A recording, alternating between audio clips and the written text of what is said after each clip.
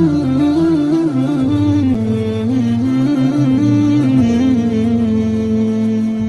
اللہ الرحمن الرحیم۔ السلام علیکم ورحمۃ اللہ وبرکاتہ۔ میں ہوں ام مریم اور آپ دیکھ رہے ہیں اسلامک ایسنٹ 1.1۔ آج میں آپ کے ساتھ شیئر کرنے لگی ہوں 5 منٹ کے اندر فرض غسل کو ادا کرنے کا آسان ترین طریقہ۔ یاد رکھیے گا کہ غسل میں ذرا سی کمی کوتاہی آپ کو ناپاک رکھ سکتی ہے اور بلا طہارت عبادات مقبول نہیں ہوتی۔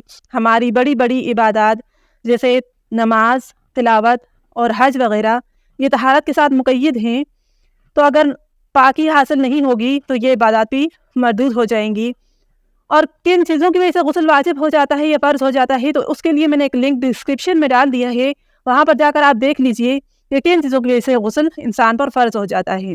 سب سے پہلے ہم وہ طریقہ جانیں گے کہ جس کی وجہ سے ہم آسانی سے پاکی حاصل کر سکتے ہیں، تو اس کے بعد میں آپ کے ساتھ غسل کا مسنون طریقہ بھی شیئر کروں گی کہ جو باصحادت لوگ جن کے پاس وقت زیادہ ہوتا ہے تو وہ کیسے سنت طریقے سے غسل کر سکتے ہیں۔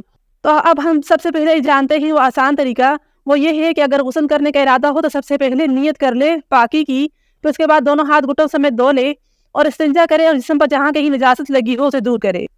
پھر 3 مرتبہ کلی ایسے کرے کہ پورے منہ میں پانی پھیل جائے اور ناک میں 3 مرتبہ اس طرح پانی ڈالے کہ ناک کا نرم حصہ جیسے ہڈی تک پانی پہنچ جائے، اور کانوں میں 3 مرتبہ پانی ڈالے اور اس طرح ناف میں بھی پانی ڈالے۔ پھر سر سے پیر تک پورے جسم پر پانی بہائے، اس طور پر کہ بالوں کی جڑیں بھی گیلی ہو جائیں۔ البتہ بالوں کے جو باقی حصہ ہے جڑوں کے علاوہ اس کو گیلا کرنا فرض نہیں ہے۔ اس طرح اگر کسی نے نتنی یا بالی پہنی ہوئی ہے تو اس کو ہلا کر اس کے اندر پانی داخل کرے، اور اگر چھلا یا چوڑیاں وغیرہ پہنی ہوئی ہیں عورتوں نے تو اس کے اندر بھی پانی داخل کرنا ضروری ہے، یعنی سر سے پاؤں تک کوئی جگہ بال برابر بھی خشک نہ رہے۔ لیجیے یہ ہمارا فرض غسل کا آسان طریقہ تھا، اس سے غسل کمپلیٹ ہو جائے گا۔ اور غسل ادا کرنے کا مسنون طریقہ یہ ہے کہ سب سے پہلے نیت کرے غسل کرنے کی، پھر دونوں ہاتھ گھٹوں سمیت دھوئے اور استنجا کرے اور جسم پر جہاں کہیں ناپاکی لگی ہے اسے دور کرے، اور پھر جیسے نماز کے لیے وضو کیا جاتا ہے اس طرح وضو کرے گا، اور اگر جگہ نیچی ہے اور پاؤں میں جوتی نہیں ہے تو پاؤں نہیں دھوئے گا، اور اگر پاؤں میں جوتے موجود ہیں یا پھر جگہ اونچی ہے تو پاؤں بھی ساتھ ہی دھو لے۔ تو اس کے بعد پہلے دائیں کندھے پر اور پھر بائیں کندھے پر پانی بہائے، اور پھر سر سے پیر تک پورے جسم پر پانی بہائے۔